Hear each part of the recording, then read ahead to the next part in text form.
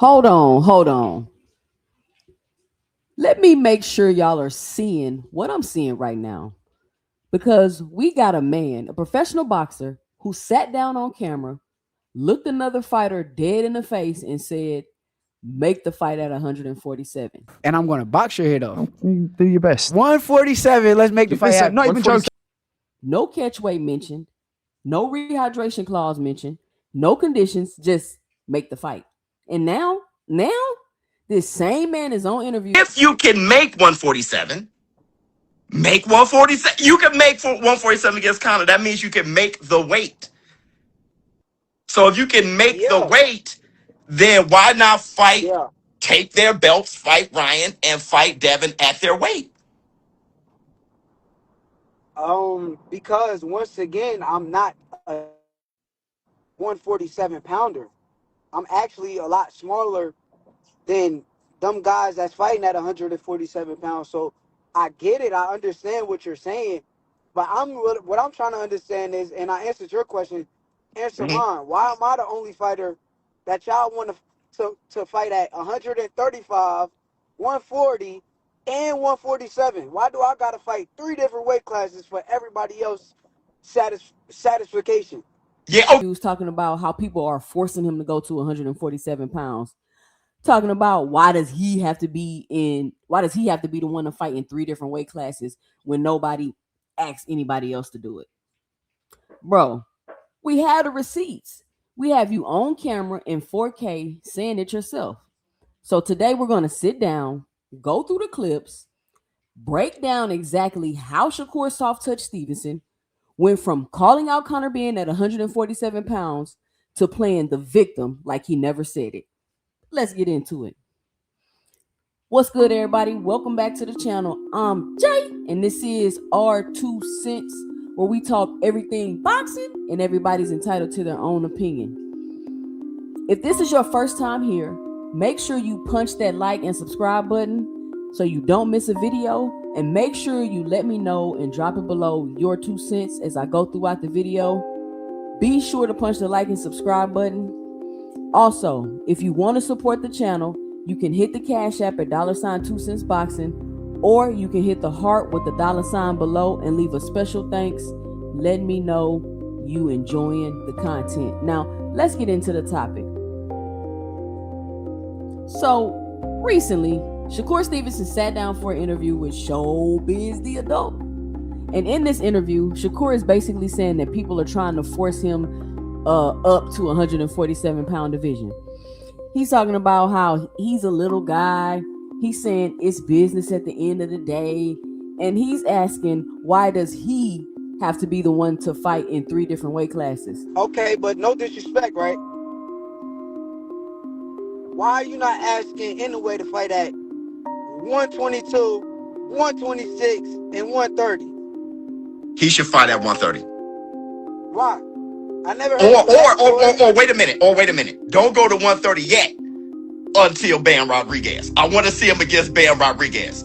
But I'm asking you, why haven't you asked him to fight at these 3 different weight classes, but you're asking me? No, I don't want. Why don't people ask other fighters to do it? And as I'm watching the interview, I'm sitting there like, bro, you are the one that brought up 147 pounds in the first place. Like, nobody was even having that conversation until you put it on the table. So how are you sitting in interviews acting like fans and media are the ones pushing this on you? That's what we're unpacking today. And I'm going to show you the clips to back everything up that I'm saying, because I don't just talk, I show receipts around here. So let's go back to where this whole thing originated, because I think a lot of people forgot exactly how this conversation even started. Shakur Soft Touch Stevenson, and Conor Benn are in the same place. He's saying to me, looking at me, he's a one. I can't believe how small he is.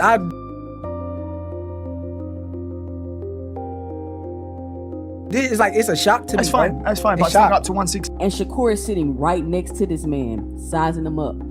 And you can see it on his face. He's shocked. He literally says out loud, I can't believe how small you are.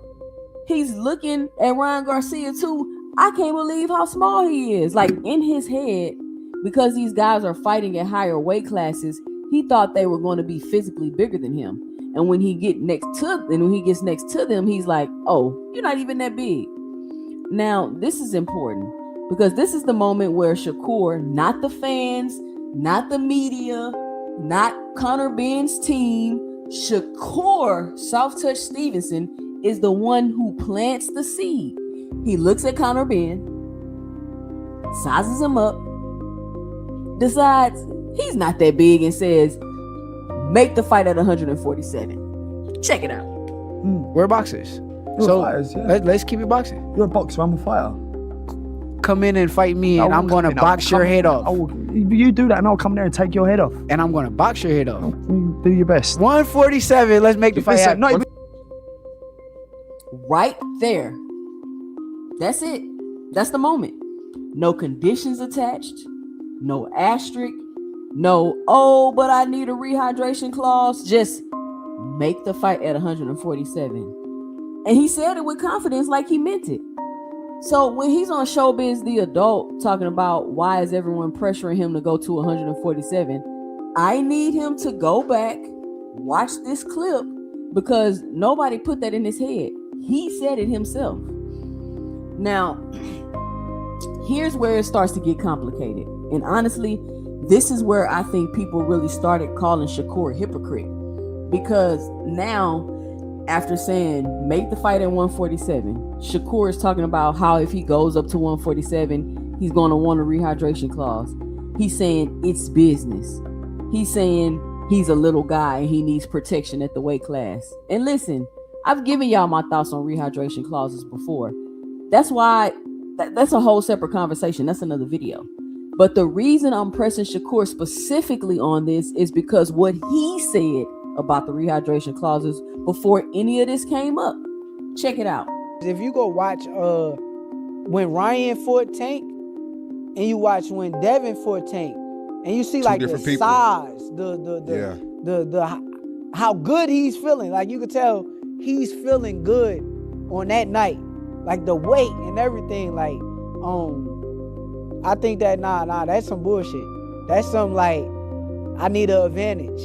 And with the advantage, I mean, I'm gonna do what I gotta do and it's gonna be easy to knock out a nigga that's weak. He ain't get to rehydrate properly and he weak as hell. So you hear that? That's Shakur. And I don't know why he did this interview with that hood on, all scrunched up on his head like that, but I digress. That's Shakur expressing how he feels about rehydration clauses, and it wasn't exactly a glowing endorsement. So now we've got a situation where the man goes from thinking rehydration clauses are weak to asking for one the moment it benefits him. And that's where people started calling him out. That's where the hypocrite label started sticking, because he already had the hypocrite label. At least the people with common sense that were honest started pointing out the fact that he was a hypocrite. But this situation right here, this is where the hypocrite label started sticking. But here's the part I really want you to pay attention to. Because Shakur actually gives an explanation of why he wants the rehydration clause now. And when I heard it, I had to rewind it a couple of times to make sure I was understanding him correctly. So, remember Conor Benn for Chris Eubank? His last outing, right? Or before his last outing. It was with a rehydration clause, right? Yeah, both of them were. So, that's where I'm like, okay, Conor Benn, since you put a rehydration clause on Eubank, because after the fight, y'all was like, oh, Conor Benn was amazing. He looked so good. Oh, he was, man, nobody could beat Conor Benn. After that fight, that's what y'all was saying. I was one of them, yeah. But then he fought with the rehydration clause, so like, y'all don't even remember that. Y'all didn't take notes of it. So I'm like, okay, since he did it to Eubank, I'm like, shit, come on. I'm a smaller guy. I'm smaller for the weight class. Fuck it, let's go to 147 and fight Eubank. But now I just see the video that you posted. You say, oh, well, you said this, but you ain't say Devin. And because what I got out of his explanation, and y'all let me know and drop it below in the comments if I'm reading this wrong, is that he's basically saying Conor Benn fought Chris Eubank Jr. with the rehydration clause. Eubank was drained. He was at a serious disadvantage. And even though all of that was true, even though Chris Eubank was literally half dead going into the fight, people still gave Conor Benn credit and a lot of praise and attention for his performance. Nobody really held the rehydration clause against Ben. Nobody made it a big thing. So Shakur's logic seems to be, if nobody cared that Eubank had a rehydration clause and was compromised going in, why can't I get one too? He did it. Why can't I do it? Now, is that a good reason to want a rehydration clause? Is that the reason you'd expect a fighter to give for why they want one? Because the reason I'd expect is, I'm a smaller guy, stepping up in weight, and I need to protect myself from a massive rehydration from a naturally bigger fighter. That's the argument. That's the one that makes sense. But that's not what he said. What he said was essentially, Ben got away with it against Eubank and still got praise. So why can't I get the same advantage? That's not about protection. That's about wanting your opponent half dead in the ring so you can get the credit you feel you deserve after the performance. That's looking for an advantage. And the fact that he wrapped it up in business talk doesn't change what he actually said. And this is where it really doesn't add up for me. Because on one hand, Shakur is saying he's a little guy. He's small. He needs the rehydration clause because he's stepping up in weight and he's naturally smaller. But on the other hand, this same person posted a gym picture where he's 170 pounds and written on the top like he was walking, like that was his walk around weight. I'm going to try and find that picture and put it in the video, but I believe this said he was somewhere between 170 and 175 pounds, something like that. It was a significant number. So which is it? Because you're physically showing us your weight in 4K. You're not walking around at 130 pounds. You're not a tiny man who's going to be physically overwhelmed at 147. If anything, you're probably closer to 147 naturally than you want to admit. And remember, when you got next to Conor Benn, you were shocked at how small he was. He's saying to me, looking at me, he's a 150. I can't believe how small he is. It's a shock to me. That's fine. Bro. That's fine. It's But still up to 160. Your words. You couldn't believe it. So if he's small to you and you're walking around at 160 pounds, why exactly do you need a rehydration clause again? So let's put this all together because this is the part that really gets me. Shakur introduced the idea of fighting at 147 pounds himself. We're boxers. You're fighters, yeah. let's keep it boxing. You're a boxer, I'm a fighter. Come in and fight me and I'm going to box your head off. You do that and I'll come there and take your head off. And I'm going to box your head off. You do your best. 147, let's make the fight happen. Not even joking. He said on camera, he called out Conor Benn. He was the one who put the thought in everyone's head. Then when fans and media run with it, because of course they do, he brought it up. Suddenly he's the victim. Suddenly people are forcing him. Suddenly he's asking why he has to be the one to go up and weight when nobody asks other fighters to do it. Shakur, nobody was asking you to do anything until you said, make the fight at 147. You created this conversation. You can't invite everyone to a party and then complain that people showed up. And then on top of that, he originally said he'd go to 154 to fight Conor Benn. 154, which nobody even brought that at all, not for a second. And he ended up walking that back too, said his team, and I say that with air quotes, talked him down. So we've gone from 154 to 147 to, why is everybody forcing me to 147? Like, what are we doing here? This is the pattern. This is the victim card. Say something, walk it back, then act like you never said it and everyone else is the problem. So here's what I want to ask. And I want you to really think about this before you drop your 2 cents below. Is Shakur Stevenson asking for a rehydration clause at 147 pounds because he genuinely needs protection as a smaller fighter moving up in weight? Or, based on his own words and his explanation, is he asking for a rehydration clause because he wants Conor Benn compromised in that ring? because he watched what happened to Chris Eubank, saw that Ben still got praise even though Eubank was drained, and decided he wants that same setup where he gets full credit for winning against a man who wasn't at 100%? Because one of those is a legitimate reason, and one of those is looking for an advantage while pretending to be the underdog. And I'm not putting words in his mouth. I'm going off of what he said in his own interview. How does that fight get made then? If he's not going to agree, then we probably don't fight. So he's just wasting time. We'll see. But I'm a businessman at the end of the day. And like I said, he did a rehydration clause with Chris Eubank. Chris Eubank was in the ring half dead. Why can't he do the same thing?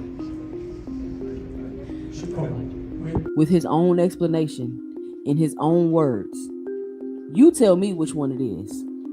Two Sinners. Let me know in the comment section below. Is Shakur Stevenson playing the victim card? Is he looking for an advantage? Or am I reading this wrong? Let me know and drop it below your 2 cents. I read every single comment. Make sure you like the video if you found value in it. Punch that like and subscribe button. Follow me on X at 2cents20. We're growing over there and I'm posting a lot more. Also follow me on IG at 2 Cents Boxing. Support the channel through Cash App at $ 2 Cents Boxing. Or you can hit the heart with the $ and leave a special thanks below, letting me know you enjoyed the video. Click the video that's about to pop up. Check it out. Join the conversation, and I'll catch you in the next video.